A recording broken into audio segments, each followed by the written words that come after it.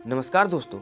3 दिसंबर सन 1984 रात के करीब 12 बजे भोपाल के ट्रेन स्टेशन भोपाल जंक्शन पर स्टेशन सुपरिंटेंडेंट एच.एस. भुर्वे और डिप्टी स्टेशन सुपरिंटेंडेंट गुलाम दस्तगीर अपनी रात की ड्यूटी कर रहे थे।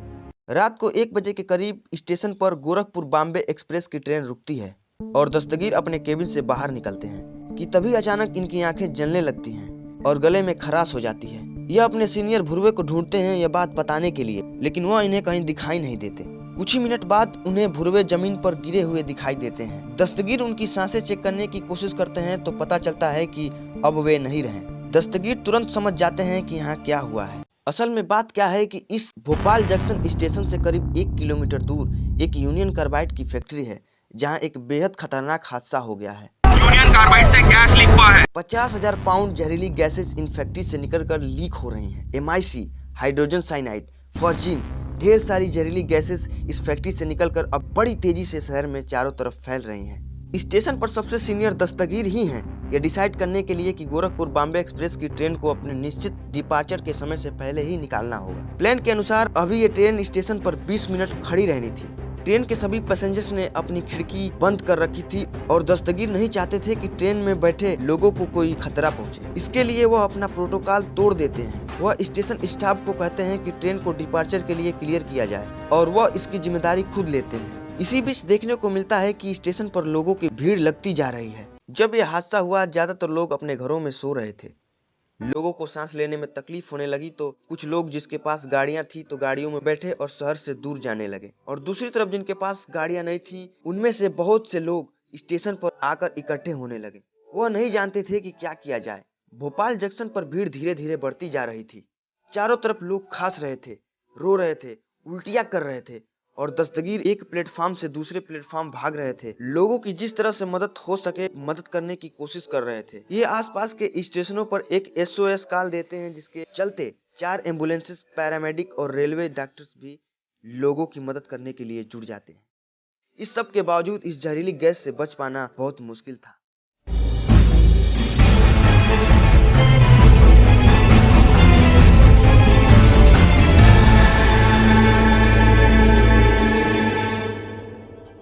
जाहिर सी बात है कि रात को सोते समय अगर आपकी आंखें जलने लगे, सांस लेने में तकलीफ होने लगे तो आप हॉस्पिटल जाओगे।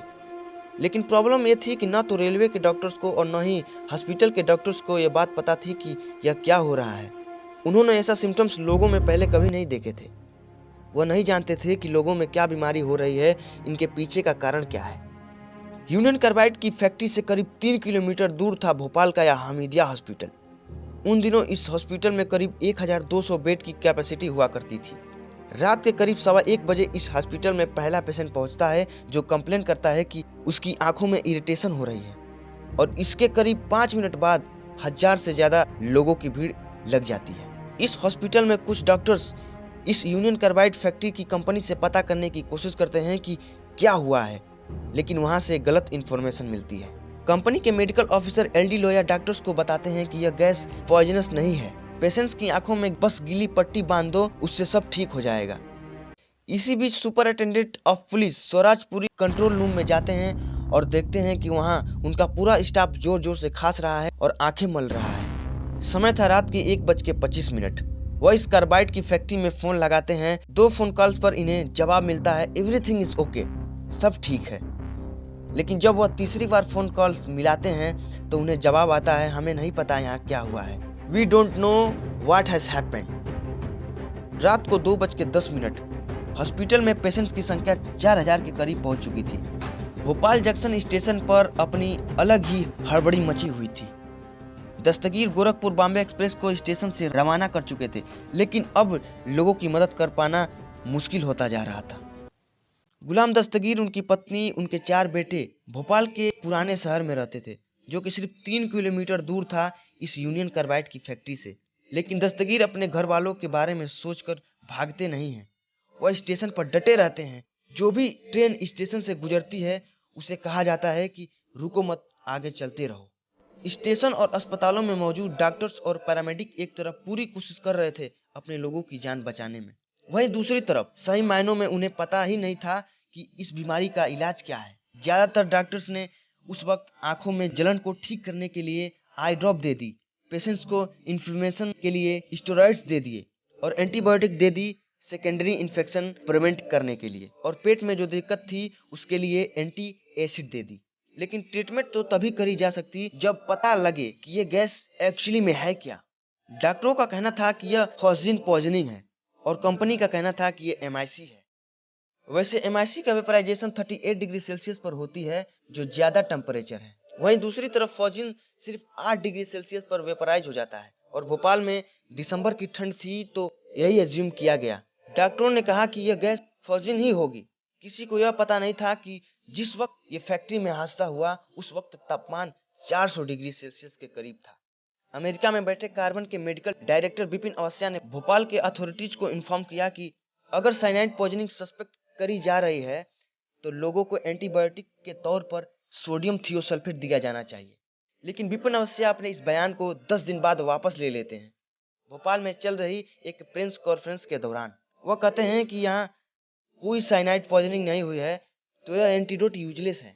कंपनी की तरफ से एक स्टेटमेंट जारी करी जाती है, MIC साइनाइड नहीं है, इसे कंफ्यूज नहीं किया जाना चाहिए। MIC नेचुरली डिग्रेड कर जाती है इन्वायरमेंट में पानी के साथ रिएक्ट करके। लेकिन कंपनी की तरफ से यह स्टेटमेंट काफी लेट आई थी। इस वक्त तक ढेरों पेशेंट्स हॉस्पिटल में थे, अपने ट्रीटमेंट का इंतजार कर रहे थे। तड़पते हुए पेशेंट की मदद करने के लिए 8 दिसंबर को German toxicologist max downer sodium thiosulphate की 50,000 डोजेस के साथ भोपाल आते हैं। इसके उपयोग से लोग रिकवर करने लगे। यह सक्सेसफुल साबित होने लगा कि तभी अचानक एक पेशेंट की मौत हो जाती है इसे देने के बाद, और खबर फैलती है कि एक जर्मन डॉक्टर ने सोडियम थियोसल्फेट से हत्या कर दी। इसके चलते इस डॉक्टर्स को अपनी एंटीडोट के साथ वापस भेज दिया जाता है। इन सब के बावजूद कुछ लोग कन्विंस कर रहे थे कि लोगों को साइनाइड पॉइजनिंग ही हुई है। पहला तो इसलिए क्योंकि जब सोडियम थियोसल्फेट का इस्तेमाल किया जा रहा था कुछ पेशेंटों पर तो उनमें कुछ पॉजिटिव इफेक्ट देखने को मिले, और दूसरा जब बॉडीज की ऑटोप्सिस करी गई तो साइनाइड पॉइजनिंग के लक्षण मिले और कहा गया कि हमें सोडियम थियोसल्फेट ही यूज करना चाहिए।